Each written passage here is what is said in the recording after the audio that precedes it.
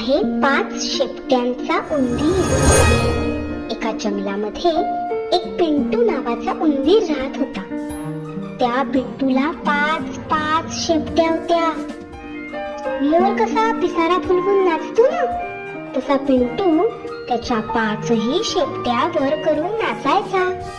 आपल्याला 5 शेपट्या आहेत याचा त्याला फार फार गर्व होता. त्याच्या बाकीच्या उंदीर मित्रांशी खेळायला लागला की तो म्हणायचा, मी तुमचा राजा आहे कारण मला 5 शेपट्या आहेत. तुम्हाला आहेत का 5 शेपट्या? असं म्हणून सगळ्यांवर हुकूम चालवायचा, सगळ्यांना गायला लावायचा. पिंटूला आहेत शेपट्या 5, पिंटू छान करतो नाच. पिंटूच आहे आमचा राजा, आम्ही सगळे त्याची प्रजा. 5 शेपट्यांचा राजा, पिंटू आमचा राजा. 5 शेपट्यांचा राजा, पिंटू आमचा राजा. त्याची आई त्याला नेहमी म्हणायची, पिंटू असा गर्व करू नये, सगळ्यांशी प्रेमाने वागावं. पण पिंटू कसला ऐकायला, तो काही ऐकायचा नाही. एके दिवशी एका घराबाहेरच्या अंगणात पिंटू आणि त्याचे मित्र खेळत होते. अचानक त्यांना वास आला. आहा, कसला वास येतोय?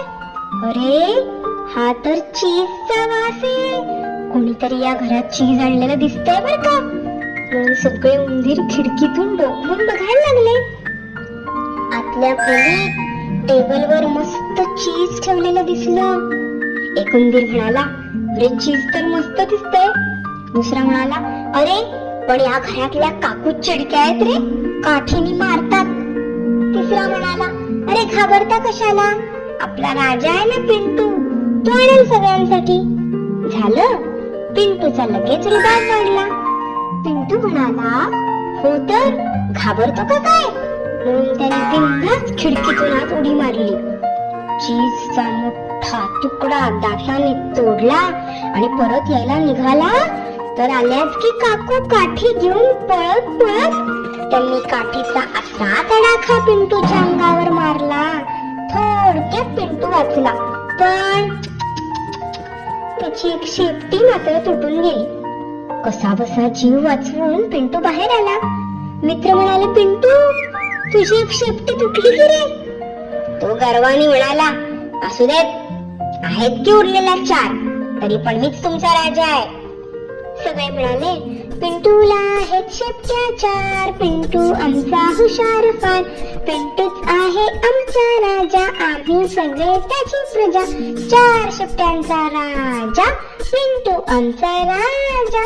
4 शेपट्यांचा राजा, पिंटू आमचा राजा.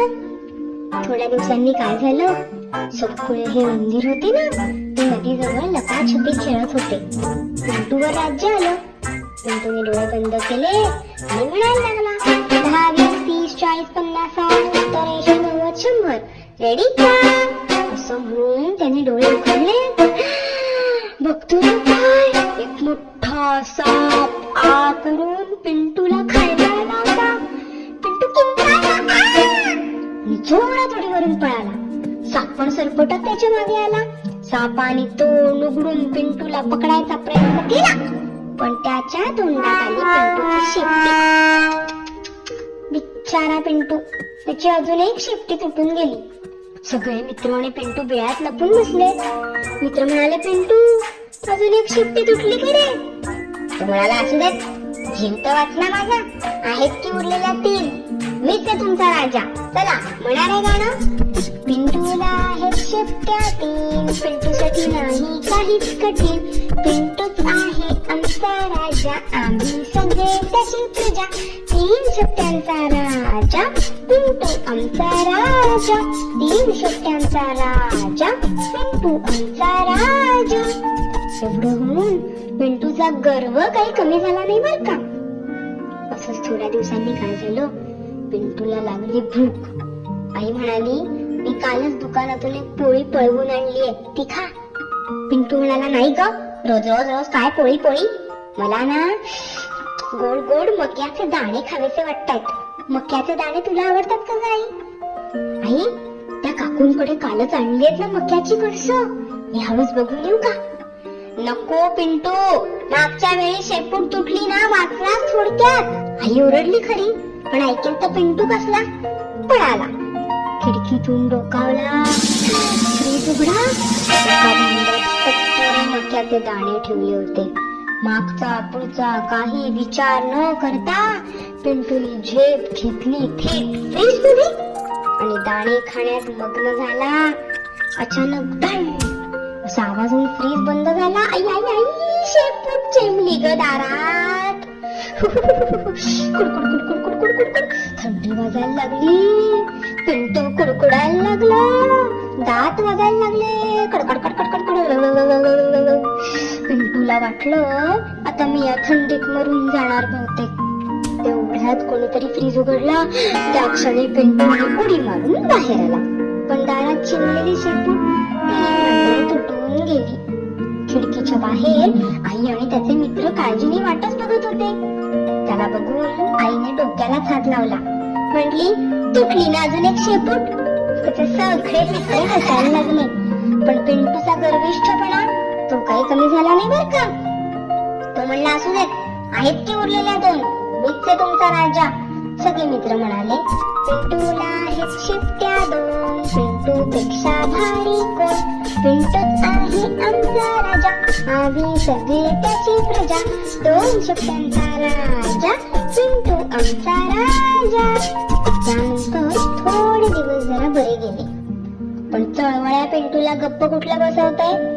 सगळे उंदीर एकदा गप्पा मारत असताना एक उंदीर म्हटला, अरे तुला माहितीये का, मिनी मांजर आहे ना, तिच्याकडे काल पार्टी होती म्हणे.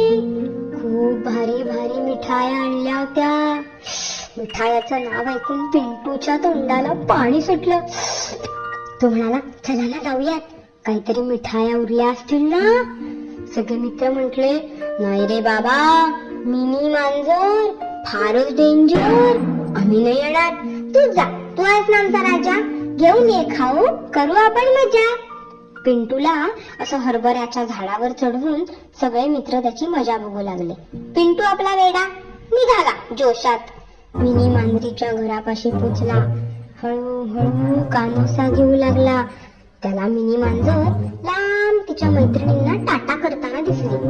अरे वा, म्हणजे आता घरात कोणीच नाहीये वाटतं, असा विचार करून पिंटू बेधडक घरात शिरला.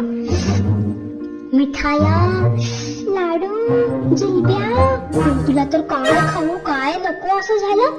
पिंटूने जे ताव मारायला सुरुवात केली की घरात मिनी मांजर, डॉली मांजर शिरल्या. त्याला कळलंच नाही. दोघांनी पिंटूच्या अंगावर झेप घेतली. मिनीने एक शेपूट पकडली, डॉलीने एक शेपूट पकडली. म्याव, मी खाणार हा गले लठ्ठ उंदीर.